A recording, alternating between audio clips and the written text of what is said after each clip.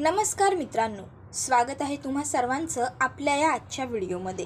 आणि आजच्या व्हिडिओमध्ये आपण ठरलं तर मग या मालिकेचा आजचा भाग जाणून घेणार आहोत। मित्रांनो, ठरलं तर मग या मालिकेच्या आजच्या भागात आपल्याला असे पाहायला मिळते की इकडे अर्जुनने सायली समजून प्रियाचा हात पकडलेला असतो। त्याला किंचितही कल्पना नसते की आपण ज्या मुलीचा हात पकडतोय ती आपली सायली नसून प्रिया आहे। आता इकडे प्रियाचा हात अर्जुनने पकडलेला आहे ही गोष्ट पाहून घरातल्या सगळ्यांना खूप आनंद झालेला असतो, कारण त्यांच्या लक्षात ही गोष्ट आलेलीच नसते की अर्जुनने प्रियाचा नाही तर सायलीला समजून सायलीचा हात पकडलेला आहे। आता सगळेच जण अर्जुनला हसत असतात आणि मग प्रताप पटकन शांतपणे वरती येतो आणि अर्जुनच्या पुढे टिचकी वाजवतो। त्याबरोबर आता अर्जुन हा भानावरती आलेला असतो तर लगेचच इकडे सगळेजण हे त्याला हसत असतात। त्याबरोबर अर्जुन हा पटकन गुपचूप बसतो तर मुद्दामून प्रिया आता त्याला म्हणत असते, अरे अर्जुन, आता लाजतोयस काय? असू देत ना, आपलीच तर सगळी माणसं आहेत। त्याबरोबर अर्जुन हा काहीच उत्तर प्रियाला देत नसतो। त्याबरोबर आता सगळेजण अर्जुनला चिडवत काही ना काहीतरी बोलतच असतात। तर लगेचच इकडे पूर्णाजी ही प्रियाला म्हणत असते, तन्वी, आता त्याने नाही लाजायचं, तू लाजायचं, नवरी मुलगी तू आहेस। त्याबरोबर मात्र प्रिया ही लगेचच लाजायला लागते। तर इकडे लगेच आता प्रियाच्या मागोमाग पुन्हा एकदा अस्मिता म्हणत असते, एक मिनटं हा, आता एकदा का तुम्हाला एकमेकाची हळद लागली की तिथपासून नजरा खाली ठेवायच्या, एकमेकाकडे वरती बघायचं नाही, समजलं का दोघांना? त्याबरोबर लगेच इकडे प्रिया पुन्हा एकदा लाजायला लागते, हसायला लागते। पण बिचारा अर्जुन मात्र काहीच रिॲक्ट होत नसतो, कारण या हळदीमध्ये आणि या लग्नामध्ये त्याला काहीसुद्धा रस नसतो। त्याला फक्त हे सगळं स्वतःच्या पूर्ण आजीसाठी करायचं असतं, एक तडजोड म्हणून। आता इकडे अस्मिताने असं म्हटल्याबरोबर रविराज काका म्हणायला लागतो, एक मिनटं, तू लगेच त्या टिपिकल नंदांसारखी वागू नकोस ग अस्मिता। त्याबरोबर लगेचच अस्मिता, अरे काका, मी गमतीनं म्हणाले, तसं काही नाही आहे बरं, असं म्हणायला लागते आणि मग पुन्हा एकदा सगळेजण हसायला लागतात। त्याबरोबर प्रिया ही म्हणत असते की बरं, काय तुम्ही मस्करी करताय आमची? तर लगेच अस्मिता म्हणते, अगं ह्याच वेळी मजा मस्ती होत असते। त्याबरोबर लगेच इकडे आता अश्विन म्हणत असतो, पण एक गोष्ट मी आता खरी सांगू का? एकदा की हळद लागली की नवऱ्या मुलाची नजर ही कायमच खाली जाणार आहे, बरोबर ना? त्याबरोबर सगळेजण पुन्हा हसायला लागतात। पण चैतन्याला सुद्धा हसायला वगैरे काही येत नसतं, तो सुद्धा हे सगळं काहीच एन्जॉय करत नसतो, कारण त्याला हे साफ माहिती असतं की अर्जुनच्या मनामध्ये प्रियाच्याबद्दल काहीसुद्धा जागा नाही, त्याला फक्त सायलीशीच लग्न करायचं आहे। तर दुसरीकडे प्रतापसुद्धा म्हणत असतो की हो ना, एकदा की लग्न झालं की बायकोच्या पुढे आपला आवाज वाढतच नाही। त्याबरोबर लगेच कल्पना मामी म्हणायला लागते, अहो काय तुमचं काहीतरीच। त्याबरोबर लगेच इकडे प्रताप म्हणायला लागतो, बघा हे असं। त्याबरोबर लगेच पुढे तो सांगतो, नाहीतर मग हा असा दम येतो। मग सगळेच पुन्हा एकदा हसायला लागतात। तर आता मात्र अर्जुनला हे सगळं काही खूप असह्य होत असतं, ही मज्जा मस्करी थट्टा त्याला काहीसुद्धा आवडत नसतं। मग तो पटकन पूर्णाजीला विचारतो, पूर्णाजी, अजून किती वेळ लागणार आहे हे सगळं आवरायला? त्याबरोबर मात्र पूर्णाजी हे अर्जुनकडे बघते आणि अर्जुनला म्हणत असते, अरे अर्जुन, आत्ता कुठे विधींना सुरुवात झाली आहे, थट्टा मस्करीला सुरुवात झाली आहे आणि तू लगेच विचारतोयस हे सगळं आवरणार कधी म्हणून? बरं कल्पना, जा आता त्याचं औक्षण करून घे आणि त्यानंतर त्याला हळद लावायला एकेकीने सुरुवात करा। आता पूर्णाजीनेच हळद लावायला सुरुवात करा म्हटल्याबरोबर सगळेजण मजा मस्करी लगेचच थांबवतात। कल्पना पटकन पुढे येते आणि मग ते अर्जुनचं छान औक्षण वगैरे करते आणि त्यानंतर ते अर्जुनला हळदसुद्धा लावते। आता कल्पना मागोमाग लगेचच प्रतिमा आत्या येते, प्रतिमा आत्यासुद्धा अर्जुनला हळद लावते, औक्षण करते। त्यानंतर लगेचच अस्मिता येते, तीसुद्धा हळद लावते, औक्षण करते। आता इथे सगळेच जण खूप जास्त खुश असतात, फक्त खुश नसतो तो एकटा नवरदेव म्हणजेच अर्जुन आणि त्याचा मित्र म्हणजे चैतन्य। आता नवऱ्या मुलाला उष्टी हळद लावण्याचा कार्यक्रम सुरू असतोच, तोच त्या ठिकाणी ईश्वरी आलेली असते। आता ईश्वरी आणि नम्रता दोघीही जणी येऊन विचारतात, ही हळद अर्जुन सुभेदारांचीच सुरू आहे ना? त्याबरोबर लगेचच सगळेच जण त्यांच्याकडे पाहायला लागतात, कारण ते दोघींनाही कोणीच ओळखलेलं नसतं. त्याबरोबर पूर्णाजी ही अर्जुन सुभेदारचीच हळद आहे असं म्हणतात. त्याबरोबर लगेच ईश्वरी सांगत असते, मी ईश्वरी आणि ही माझी बहीण नम्रता. आम्ही दोघीजणी साड्यांची डिलिव्हरी द्यायला आलोय. ह्या नवरी मुलीच्या साड्या घेऊन आम्ही आलो होतो असं म्हणत ती साड्या खाली ठेवते. त्यानंतर आता लगेचच साड्यांची ऑर्डर द्यायला आलेल्या मुली आहेत म्हणून पटकन विमलताई पुढे येत म्हणते, द्या इकडे माझ्याकडे. तर लगेच कल्पना म्हणत असते, खरंच हा पण तुमची सर्व्हिस खूप फास्ट आहे. त्याबरोबर लगेच इकडे पुढे ईश्वरी म्हणायला लागते की आमच्या सर्व्हिसच फास्ट नाही, आमच्या साड्यासुद्धा एकदम बढियाच आहेत बघा. त्याबरोबर सगळेच जण ईश्वरीच्या या वाक्यावरती हसायला लागतात. पुढे आता ईश्वरी म्हणायला लागते की मग साड्यांचं काम देऊन झालेलं आहे, तर आता येऊ मग आम्ही. आता ईश्वरीला ही गोष्ट तर माहीत असतेच की तिला पूर्णाजी थांबवणारच. त्याच तिला पूर्णाजी थांबवत म्हणतात, अगं थांबा, आज आमच्या घरामध्ये शुभकार्य सुरू आहे. माझ्या नातवाची हळद आहे आणि आता तुम्ही आलाय आणि अशात जाणार. त्याला हळद लावा आणि मग जा. चालेल ना तुम्हाला? त्याबरोबर लगेच पुढे ईश्वरी म्हणते, अहो आजी चालेल म्हणजे चालेलच. खरं तर तुम्ही आम्हाला हळद लावायचा मान देऊन खूप मोठी गोष्ट केलेली आहे. आता इथं आम्ही द्यायला आलो होतो नवरी मुलीच्या साड्या, पण आता आम्ही नवऱ्या मुलाला हळद लावूनच इकडनं बाहेर जाणार. दादा, तुमची उष्टी हळद ही तुमच्या बायकोलाच लागणार. आता ज्यावेळेस ईश्वरी हे वाक्य बोलते की तुमची हळद तुमच्या बायकोलाच लागणार, त्यावेळेस मात्र सगळेच जण ईश्वरीकडे पाहायला लागतात. मग पटकन आपली वाक्य सावरत ईश्वरी पुढचं वाक्य म्हणते, म्हणजे मला म्हणायचं होतं की आमच्या वहिनींनाच लागणार ना आमच्या दादांची उष्टी हळद. त्या बसल्यात की त्यांच्या शेजारी. असं म्हटल्याबरोबर सगळ्यांना पुन्हा हसायला येतं आणि सगळ्यांच्या लक्षात ईश्वरीचं बोलणं काही आलेलं नसतं. कोणालाही ईश्वरीवरती संशय वगैरे काही येत नाही. मग पटकन ईश्वरी आणि नम्रता त्यांची साड्यांची पिशवी उचलतात आणि स्टेजवरती अर्जुनच्या जवळ जातात आणि मग ईश्वरी ही अर्जुनला हळद लावायला घेते. आता आपल्यावरती कोणाचंच लक्ष नाही आहे याचा आढावा दोघीजणी घेत असतात, एकमेकीला इशारे करत असतात. मग नम्रता फायनली त्यांची साड्यांची पिशवी उघडते आणि त्यातून अलगच एक हळदीची वाटी बाहेर काढते. नम्रता हळदीची वाटी लगेचच ईश्वरीच्या हातात देते. ईश्वरी उष्ट्या हळदीची वाटी नम्रताकडे देते आणि नम्रता ती वाटी त्यांच्या साडीच्या बॅगेमध्ये ठेवून तिला चेन लावून घेते. त्यानंतर आता पटकन वाट्यांची अदलाबदल करून झालेली असल्या कारणामुळे त्या दोघीही म्हणतात, आता झाली आमची हळद लावून, तर आम्ही आता निघतो. त्याबरोबर पुढे लगेचच ईश्वरी ही म्हणत असते की हो ना, झालं आहे आमचं काम. तर सगळे पुन्हा त्यांच्याकडे बघायला लागतात. मग नम्रता म्हणते, हो, आमचं साड्या द्यायचं काम होतं ना, ते झालं, आता आम्ही निघतो. त्याबरोबर लगेच इकडे ईश्वरी ही म्हणायला लागते, हो ना, अगदी बरोबर. तुम्हाला तुमच्या सुखी आयुष्यासाठी खूप खूप शुभेच्छा दादा. आणि मग ईश्वरी आणि नम्रता तिकडनं निघालेल्या असतात. तर आता लगेचच कल्पना मामी ही प्रतिमा आत्याला सांगते की प्रतिमा, जा आता तू तन्वीला अर्जुनची उष्टी हळद लावून घे. त्याबरोबर लगेचच प्रतिमा आत्या हसूनच होकार देतात आणि मग त्या पुढे येऊन प्रियाचं औक्षण करतात, प्रियाला हळद लावतात. आता प्रियाचं लक्ष मात्र सगळं बाहेरच असतं. प्रियाच्या मनामध्ये भीती असतेच की जर सायली इथे आली तर. त्याबरोबर इकडे दुसरीकडे मात्र सायली ही खूप छान अशी तयार झालेली असते. ती खूपच सुंदर आणि गोड दिसत असते. इतक्यात त्या ठिकाणी ईश्वरी आणि नम्रता दोघी आलेले असतात.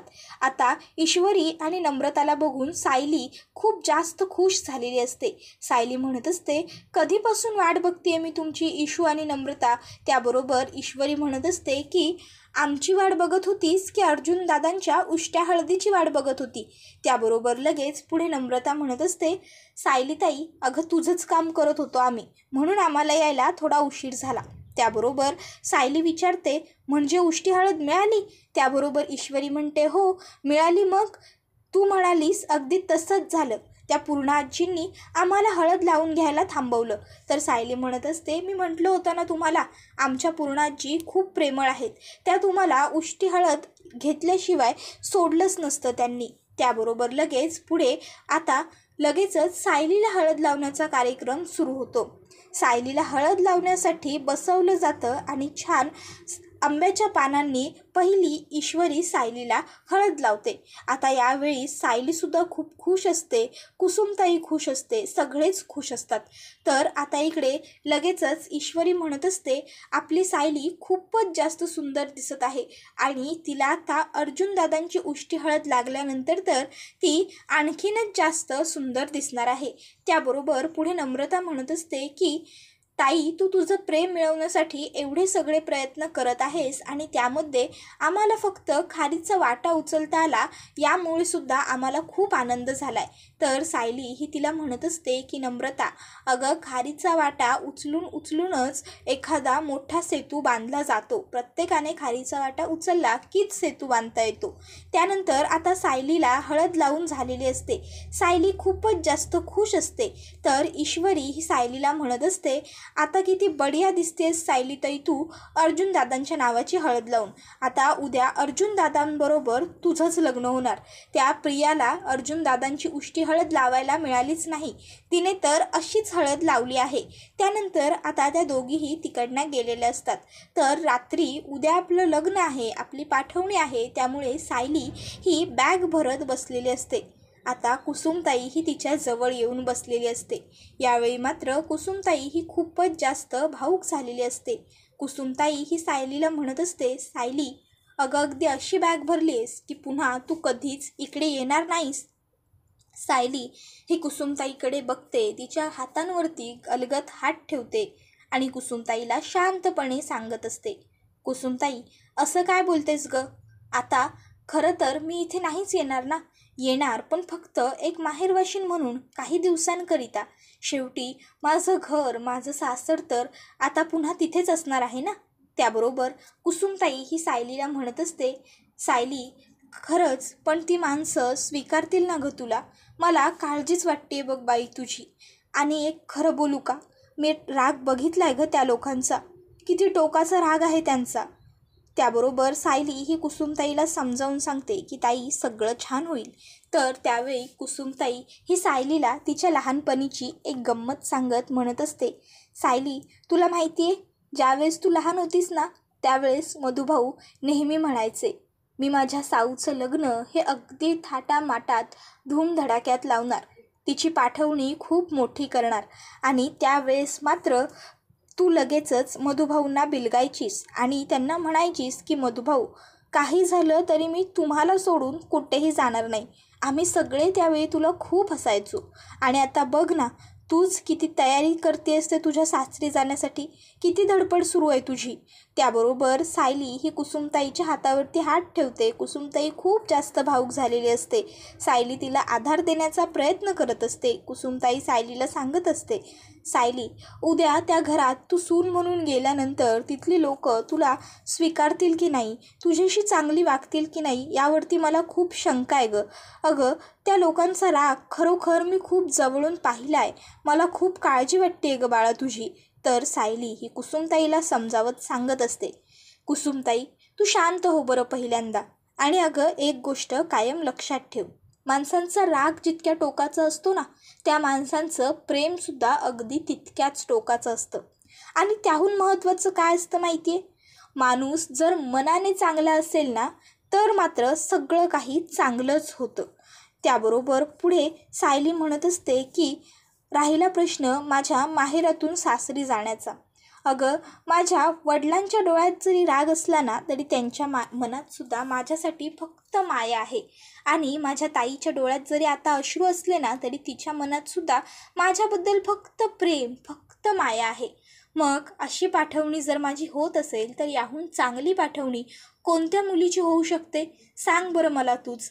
त्याबरोबर पुढे लगेचच कुसुमताई म्हणत असते, सायली, हे बघ बाई, वाईटातून चांगलं कसं शोधून काढायचं हे कायम तुझ्याकडून शिकावं.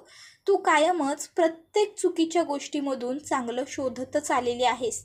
आता मी काही मधुभाऊ नाही की मधुभाऊंसारखं तुला काहीतरी चांगलं सांगू शकेन, पण हो, माझ्याकडे तुझ्यासाठी काहीतरी आहे असं म्हणत कुसुमताई एक पिशवी सायलीच्या हातामध्ये देतात.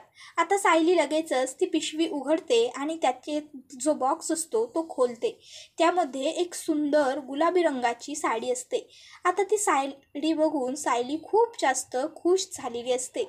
तर कुसुमताई ही सायलीला सांगत असते की सायली, ही साडी मी तुझ्यासाठी आणलेली आहे.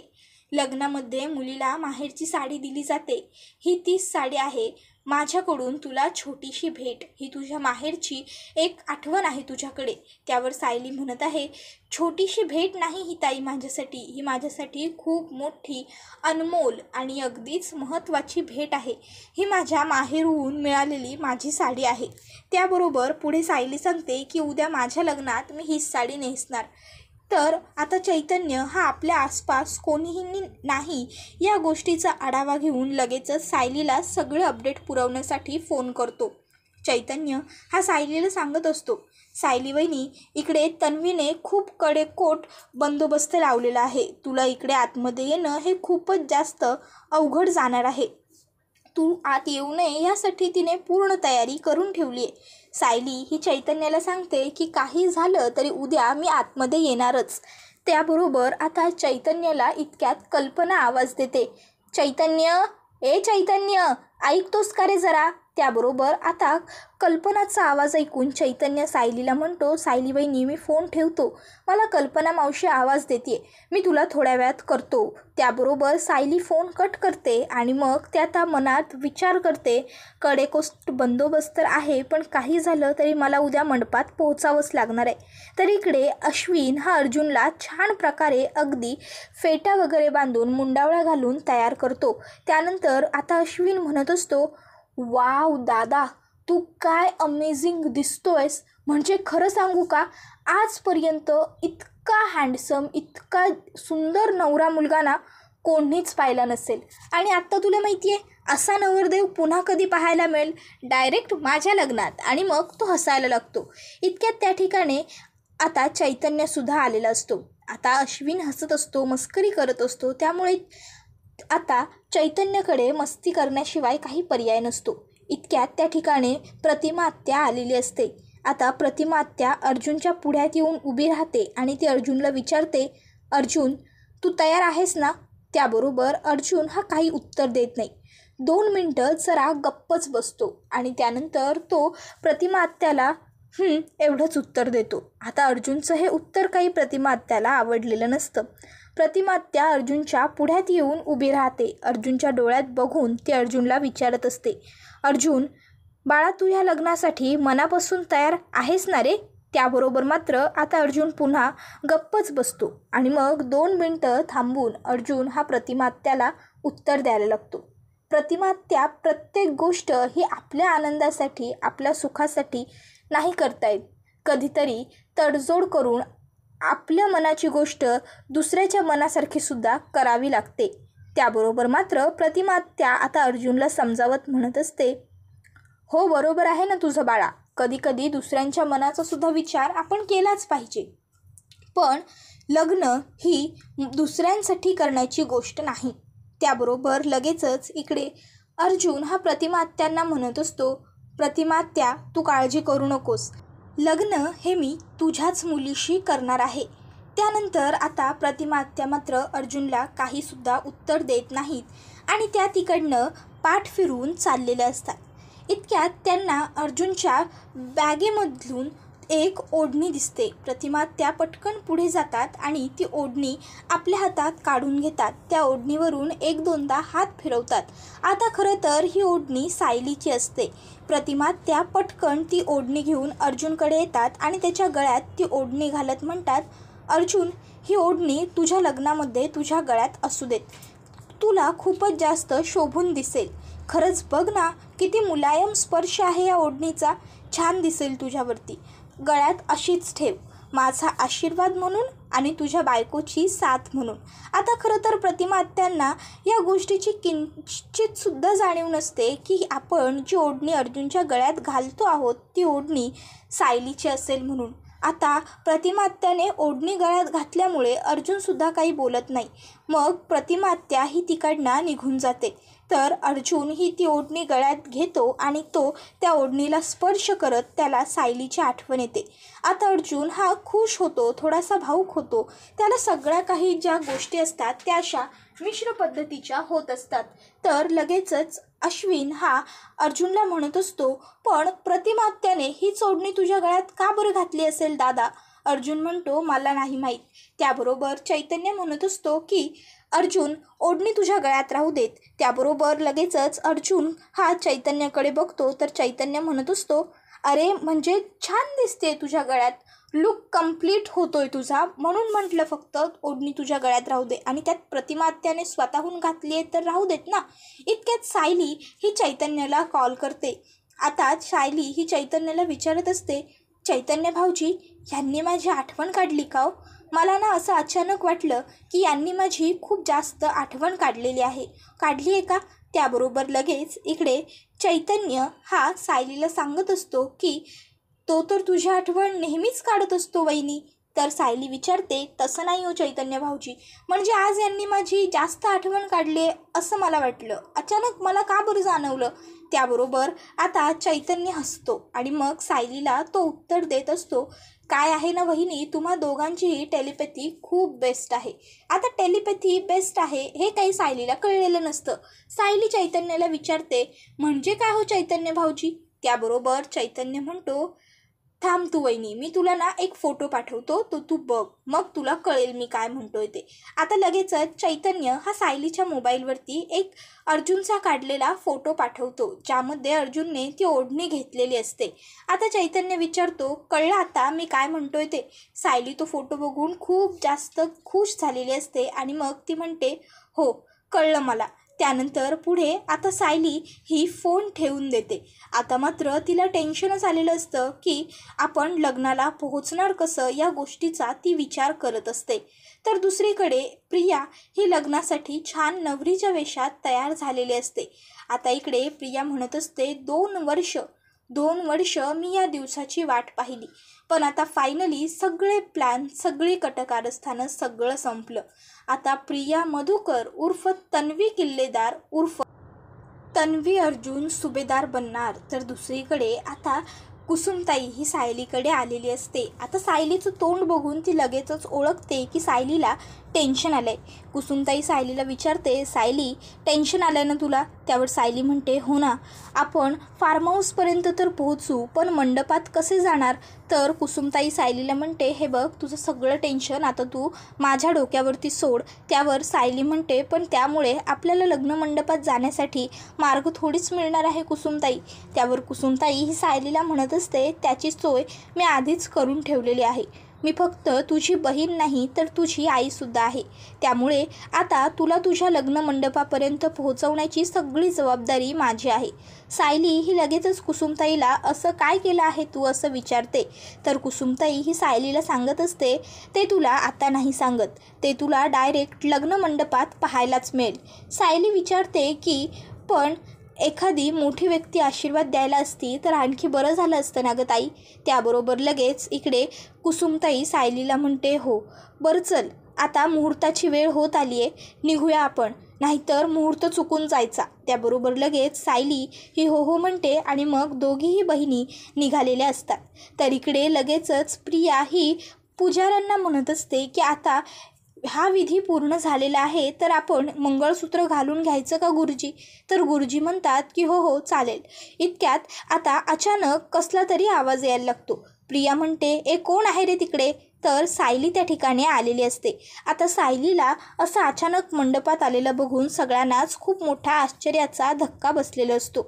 सगळे सायलीकडे पाहतच राहतात. तर सायली ही सगळ्यांना म्हणत असते, ठरल्याप्रमाणे मी आली आहे. सायली अर्जुन सुभेदार माझ्या नवऱ्याशी लग्न करायला. त्याबरोबर हे बघून सगळेच शॉक्ड होतात आणि हा व्हिडिओ इथेच संपतो. पण आता पाहणं तर हे रंजक ठरणार आहे की खरोखर सायली ही अर्जुनबरोबर लग्न करू शकणार का? आणि आता अर्जुन सायलीची साथ देणार का? की पूर्ण आजीला दिलेल्या वचनामुळे अर्जुन गप्प राहणार? ते कमेंट करून नक्कीच सांगा. त्याबरोबर हा व्हिडिओ आवडला तर व्हिडिओला लाईक करा आणि चॅनलला सबस्क्राईब करा, जेणेकरून प्रत्येक सिरियलचे अपडेट्स तुम्हाला पटापट मिळत जातील. धन्यवाद.